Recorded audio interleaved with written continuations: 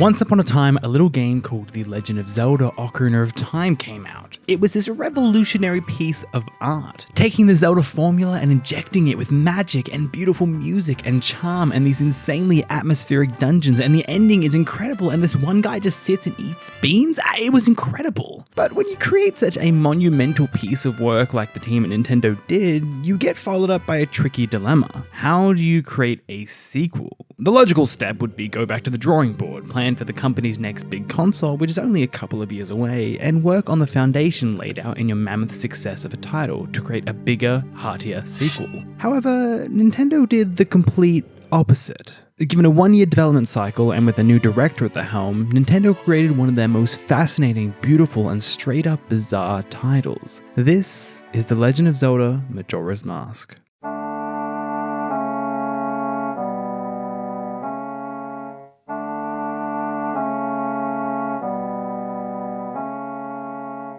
For a Zelda game, Majora's Mask is weird. There's no Hyrule, there's no Triforce, there's only 4 dungeons, and there is barely any of the titular princess herself. And yet, despite its complete offshoot in semblance to its predecessors and successors, Majora's Mask stands out as one of the best in the series, and as a whole unique entry for everything it does. Its gimmick isn't a gigantic open world, or a creepy old guy dressed up as a boat, or Link exploring a furry kink, but it's that this giant angry moon is slowly but surely falling towards the Earth, and upon its arrival will kill everyone.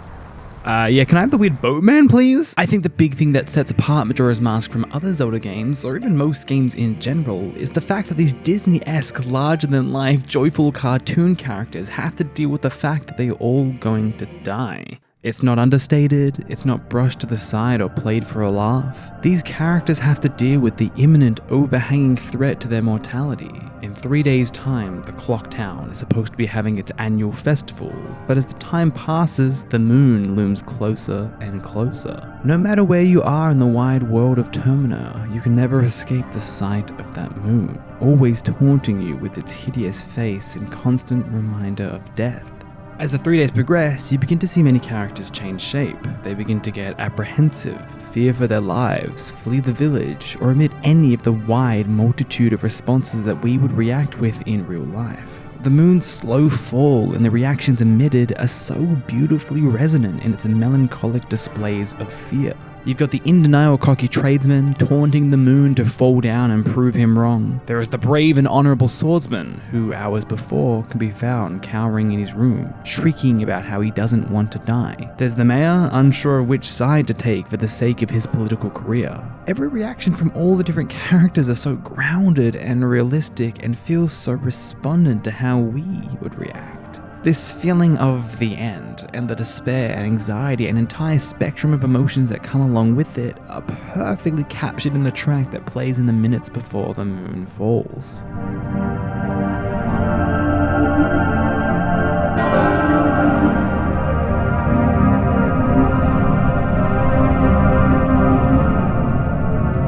As the synth smears our ears and the haunting bells remind us of their fate, it makes you, the player, want to take agency and save these people. They deserve to be saved.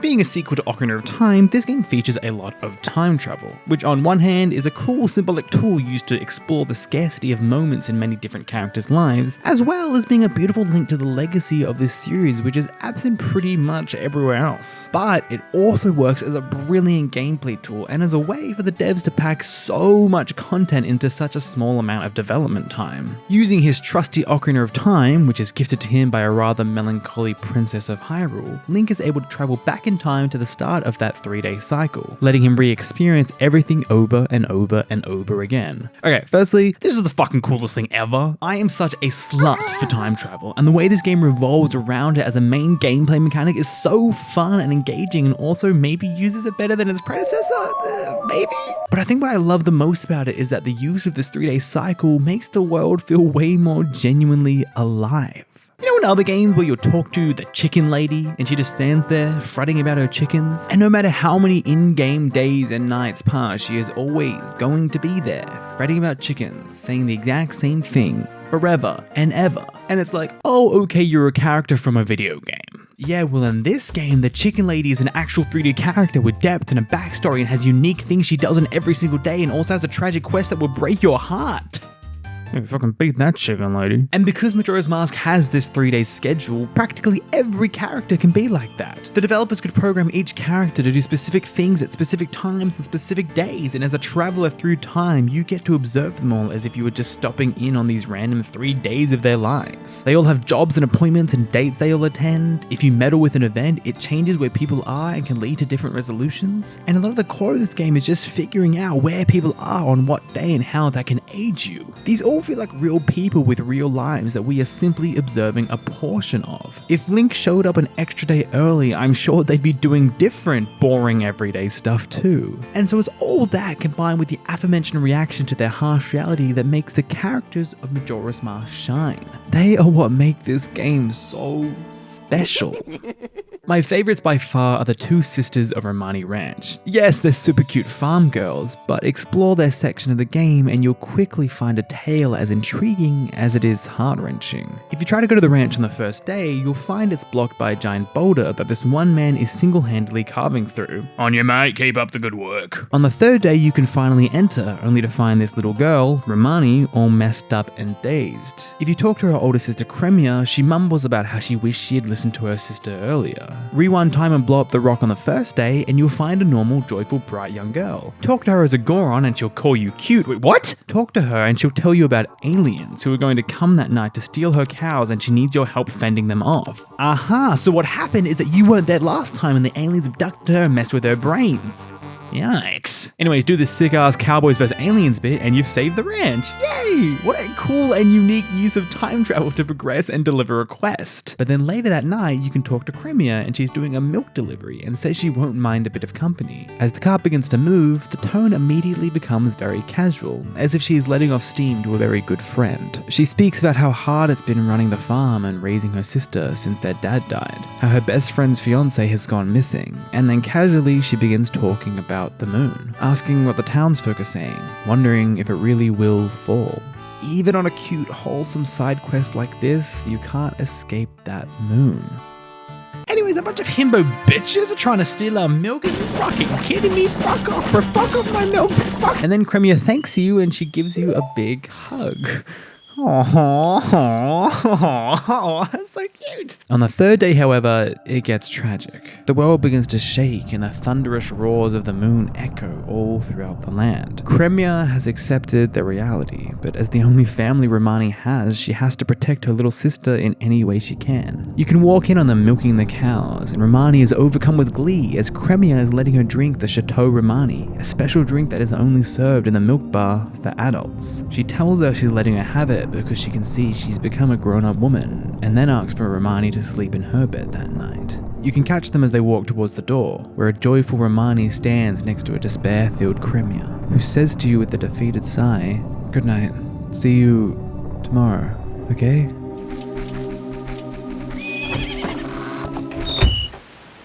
Oh my god. It's just one side quest and yet it's full of so much tragedy and heartbreak and color and texture that other games could only dream of having. I think heaps about what happened in that house that night. If Romani got drunk enough to peacefully fall asleep one last time, or if Cremia ever broke down in front of her sister, trying not to let her fear spread to her. And I can't help but wonder what she thought about in the moments before the moon hit the earth and ended their lives.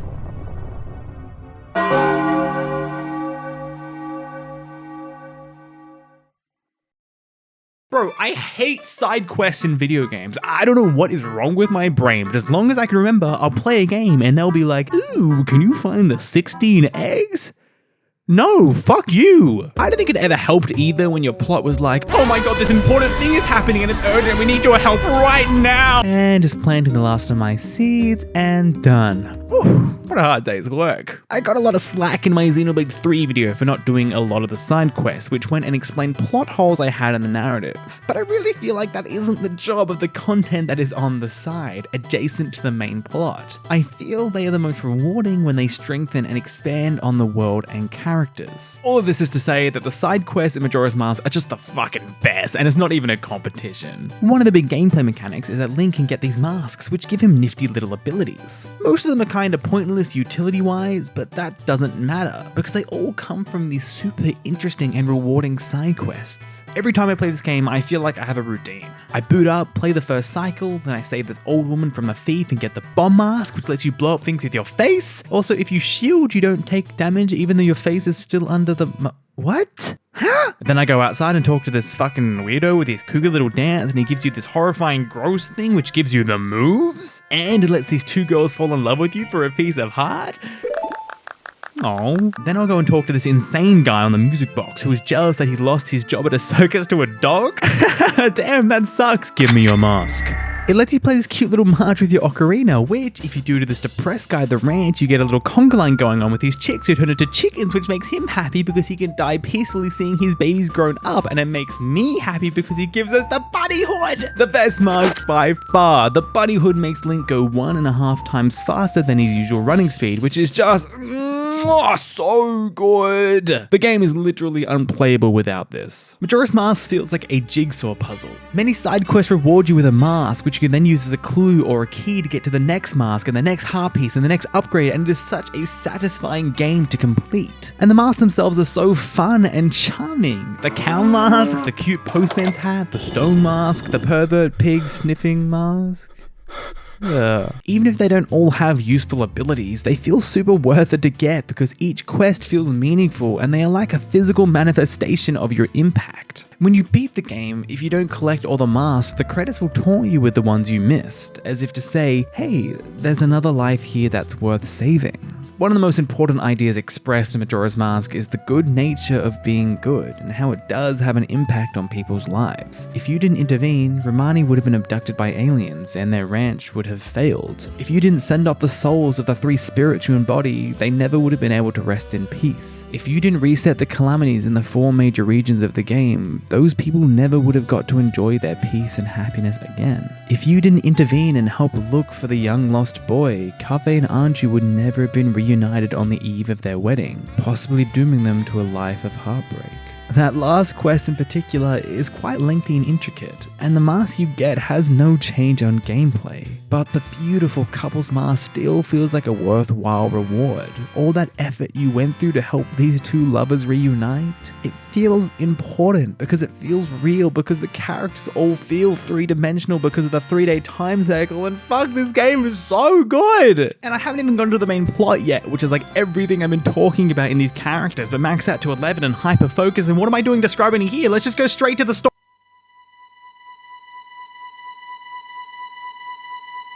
Zelda games usually open up with a real emphasis on the legend of the tale that is about to take place. You usually get a big exposition dump, or maybe a spooky nightmare. Oh no, he's hot! Ooh, I'm so scared! Majora's Mask, though, opens very melancholically. To recap very quickly, Link journeyed throughout Hyrule and time in his previous adventure, successfully killing Ganondorf and saving the world before being sent back to the past to live out the childhood he never got. I always found the ending of Ocarina of Time to be quite poignant. There's a certain sadness in Zelda's eyes as she sends him back, knowing he'll never be able to live in the world he worked so hard to save. Yet in the past he was returned to, there is no way Link can go back to that quiet Kokiri Forest life, knowing everything he knows and seeing everything he's seen. And to top it all off, Navi just fucks off at the end like, what? Where are you going? What? So that's how our game starts, with the defeated and quite depressed looking Link slowly traveling through the woods, looking for a friend. It's quiet and sad before he's interrupted by the mischievous Skull Kid with a weird looking mask and 2 bickering fairy siblings. Anyways, Link goes sicko mode and then we're led by our escapees to this weird hole and things get weird.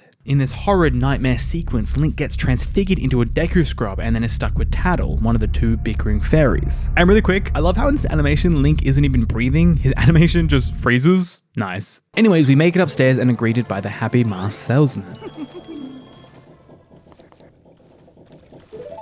In all of his creepy unsettliness, he tells us that if we are able to recover our ocarina, we'll be able to return to our original form. But in return, we need to recover his mask. Majora's Mask. It's the name of the game, okay? Okay, glad we're on the same page. In this first 3-day cycle where you are stuck to experience time in a slow linear fashion like the rest of the world, you really get to immerse yourself and soak up the Clocktown atmosphere. It starts off as a bustling, energetic, happy town, just getting excited for their festival. There are these fun bomber kids who you can play with, and there is the sexiest man alive Tingle just hanging out. He sells you maps, it's pretty cool. And we can go to this telescope and find the Skull Kid at the top of the tower. On the third day, at the eve of the festival, the celebration begins. The doors to the tower unlock, allowing a path for us to confront him.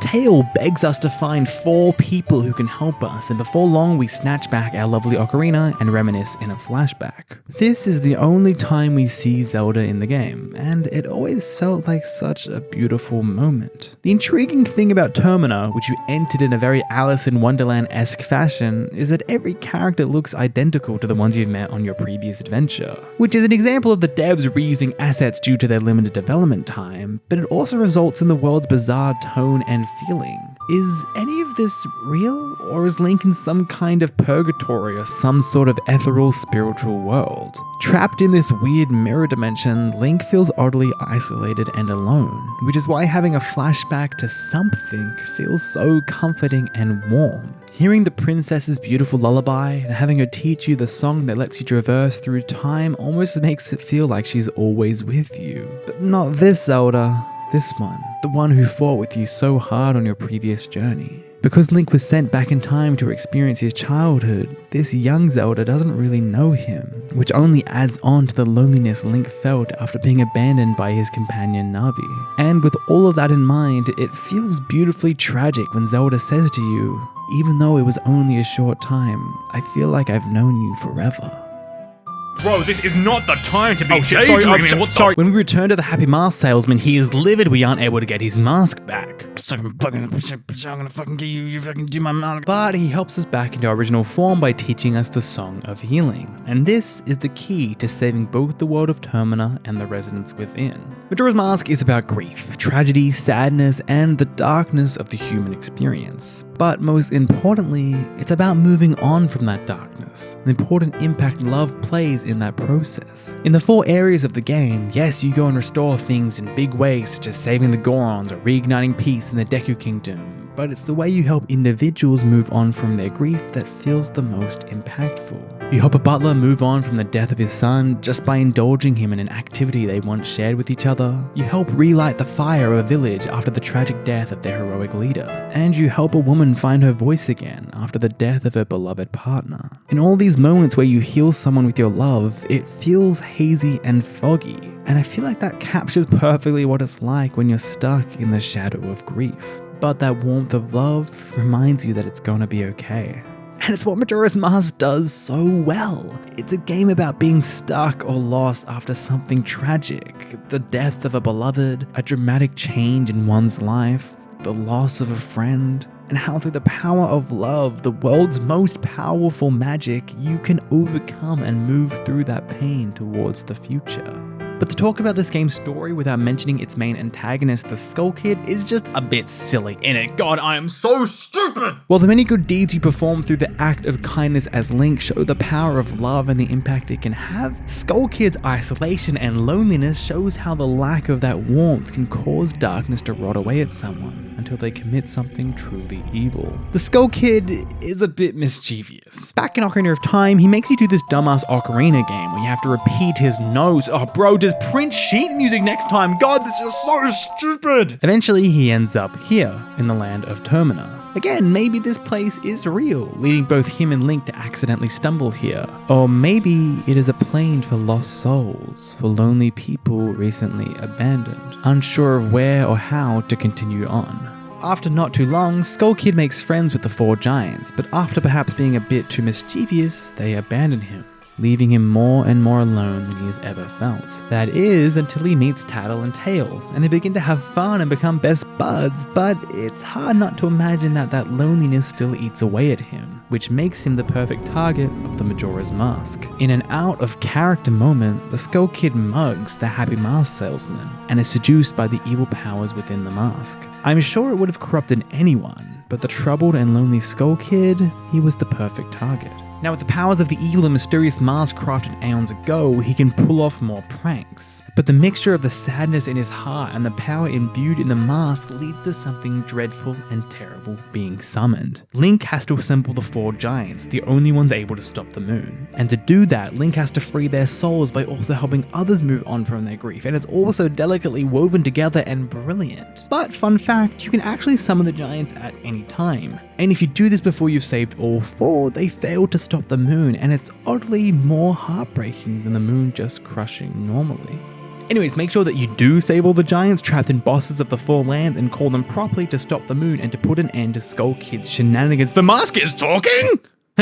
This is where Majora's Mask gets weird. The Skull Kid, no longer being a useful puppet, is thrown aside. Link then enters the moon, and with the outward appearance of anger and disgust, it invokes the imagination of its interior to be a hellish landscape. But instead, it's a beautiful and serene meadow hosting one gorgeous tree. There's no monsters, no music, there's nothing but a peaceful blue sky and 4 masked kids playing. The ending to Majora's Mask is so weird. None of this makes any sense really, but in the context of this bizarre, dark, twisted world, it still feels completely justified. You hand over all the masks collected to the kids, and if you collected all of them throughout your journey, you were granted with the Fierce Deity's Mask, a dark and powerful construction that turns Link into a godlike being that minces the final boss in seconds. And speaking of the final boss, what a weird fucked nightmare. It starts out as the mask itself with some dangly tentacles before slowly transforming and getting freakier and freakier, elevated in its creepiness by the horrifically bizarre music. But finally, it comes to an end. Link saves the day once again, but the victory here feels more weighty. Because the game invests so much in its characters and makes you care so much about them, securing a victory for them feels momentous. The idea of impact and how it affects people feels strikingly clear in this ending. We reunite outside Clock Tower with Tatl, Tael, the Skull Kid, and the Happy Mask salesman. The mask is returned to him, and he poignantly says, "Whenever there is a meeting, a parting shall follow." And I know it's just his exiting line, but it's still this beautiful allegorical piece of wisdom that links back to the very start of the game, kicking off Link's journey. He walks a bit before fading into obscurity. The Happy Mask salesman, the moon, the Majora, and the Fierce Deity Mask. I don't care what they are or where they came from. I see Zelda theories being shit-slung left, right, and center, trying to unlock their mystery or figure out if they're gonna show up in Tears of the Kingdom. Spoiler alert, they're not. And it doesn't matter who or what these things are, because they're just chess pieces in the bigger picture of the message and idea this game is trying to deliver. They are the personification of the darkness found in grief and sadness, and defeating them is symbolic of how love and kindness and light can conquer even the darkest of times. And after all the wounds you helped heal, it's lovely to see a cheerful festival accompanied by a montage of all the people you've helped, living out their happy lives. But maybe most beautifully in the closing shot is a sketched image of Link and his new friend Skull Kid, back in the forest of Hyrule, ready to move on.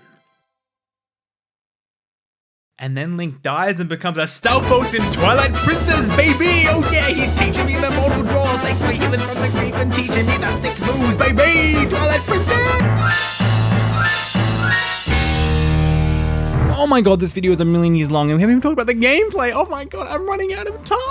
And there's a reason for that. I'm probably gonna get hated for this and hung at the stake like the witch I am, but Majora's Mask isn't the sort of Zelda game I come back to because of the gameplay. It's all that stuff I mentioned up top, like the characters and the side quests and the beautiful main story, which, yeah, it does show up in the gameplay in the form of Transformation Mask or this one puzzle where you gotta leave a grieved and hollow statue of the dead spirit you possess. But gameplay-wise, I don't know, I've always felt Majora's Mask is fine. It only has 4 dungeons, which is a lot fewer than usual, but it's okay because 1, the game has a million great side quests, and 2, because the dungeons are very lengthy. especially when you're searching every room for the goddamn fairies. Okay, I do not know if I love or hate these damn stray fairies. On one hand, I actually think it's really cool to put a treasure hunt in each dungeon that is kind of difficult to do and makes you think outside of the box at times, all to earn really cool rewards, like more magic or defense or this sick-ass sword. Whoa. But on the other hand, I have spent so long just running through a dungeon going, where is the fairy?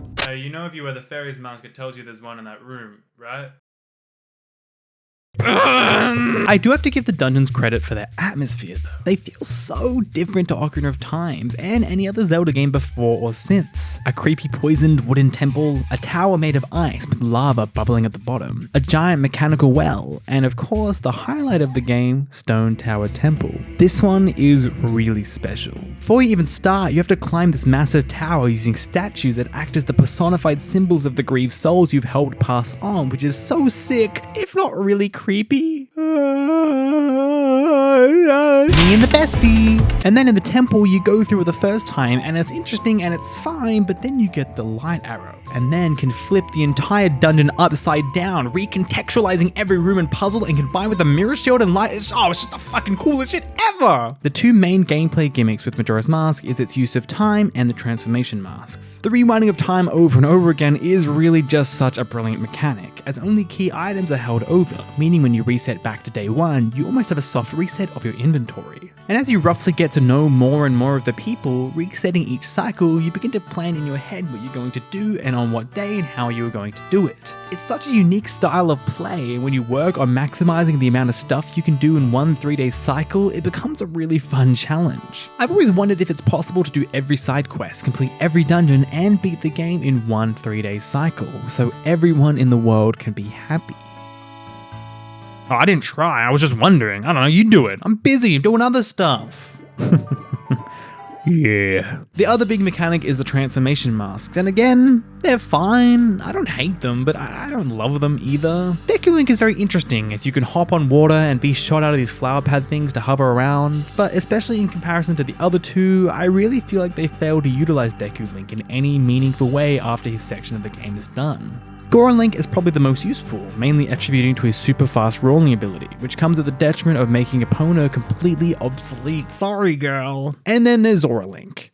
I fucking hate Zora Link. The swimming just doesn't feel good, especially in this dungeon, which is so horrendous to swim around in. The game constantly wants you to make tight turns or dive out of the water onto platforms, and this has got to be the 5th or 6th time I've played this, and I'm still bumping into walls or never quite making the jump. This shit sucks. It feels odd to be complaining so much about the core mechanics, but again, that's not really what makes you fall in love with Majora's Mask. But I do gotta compliment the many cool sequences you get to do in the game. I already mentioned the Romani Ranch quest, which is super fun, but there's also a stealth section in a fortress full of a female-only pirate squad. And you can meet this guy who's like, no one can see me, oh this sucks, and he gives you this derpy mask which then turns you invisible, and it's very cool. You've undoubtedly noticed that I've been playing the remake, Majora's Mask 3D. This is my go-to way to play the game. I have played the original, but I always thought that the extra detailed textures allowed by the N64's expansion pack made the game look a little muddier, and not in a good way. The art style of the remake though is just perfect. It's said more of Ocarina of Time 3D than this one, but it's how you mistakenly remember the game looked when you were a kid. But the beautiful sunsets and skyboxes here made the game such a visual treat. Maybe it could have gone darker in a few places, yeah, but I think visually this aesthetic easily trumps over what they were trying to do on the N64.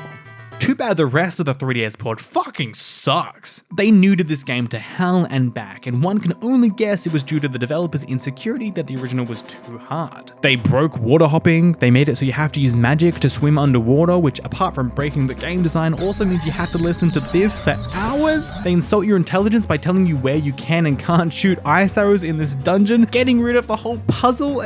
Just they dogged it so hard, why would they do this? Luckily, there is a brilliant mod called Project Restoration that not only fixes all the problems caused by the 3DS version, but goes above and beyond in creating more quality of life features. It plays just like the original, with all dumb changes reverted back to how you remember. But now you've got things like transformation masks on the D-pad, meaning you don't have to open the menu every 5 seconds, button combos so you never have to use the touchscreen, repeat playthroughs of songs are skipped, and so on and so forth.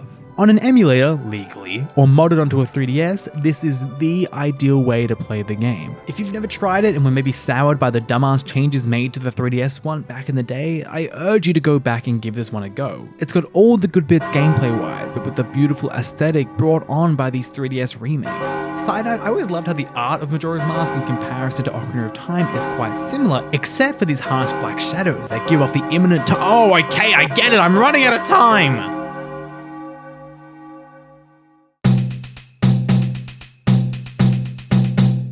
Majora's Mask is special. Is it the most fun Zelda, the most explorative, the best story, or the best soundtrack, or the best inclusion of a middle-aged green skinsuit wearing fairy wannabe? Who knows? That's up to you. But what it is a wholly unique and artistically bizarre look at the human psyche.